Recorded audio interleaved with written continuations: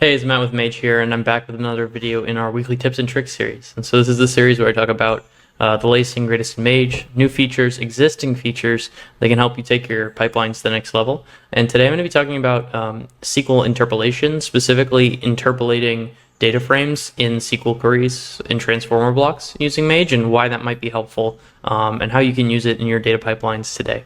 So I'll jump right in with a really simple example, but then we'll also talk about implications for the feature and how to take things to the next level.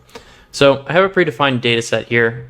This is just generating some dummy data. There are two columns. One is a date or timestamp rather, and the other is just a float of value. And we'll call this a transaction time and a transaction amount. So this is like a purchases table. And from this we get a very simple data frame. So next we have a SQL transformer, and the way that SQL transformers work is that they take earlier data frames and then make them available as variables that can be interpolated using Jinja. So you can see here in this first CTE, I'm actually selecting from that data frame 1, using Jinja, using SQL.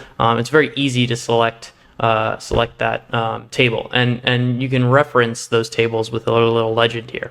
So you can imagine if we had multiple tables, you could actually use SQL to join those tables and perform SQL operations. And now you might be asking, Matt, like, why would you do this? Why wouldn't you just use a Python block and reference that data frame as a variable and use pandas?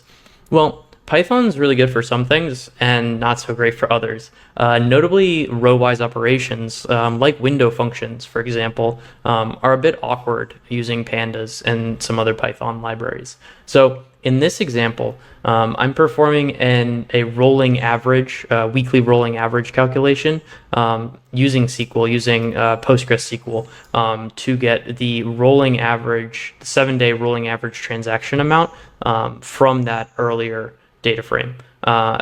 Similarly, join operations might be a bit easier to read, might be a bit easier to interpret using SQL rather than Python, and so it might be useful to use a SQL block for this kind of operation.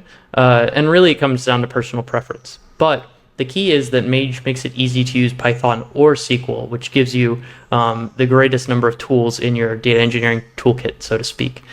So this was a quick demo just showing you how you can use SQL transformer blocks to interpolate variables. The same functionality is available in our data loader and data exporter blocks. So if you just want to write a data frame and use some SQL to like rename columns or perform light transformations, you can do that as well.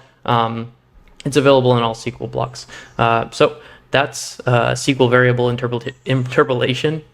Absolutely a mouthful. I always butcher it. SQL variable interpolation in Mage, and a quick intro to some other SQL block functionality. I'm Matt, and it's been great. Catch you next time. Peace.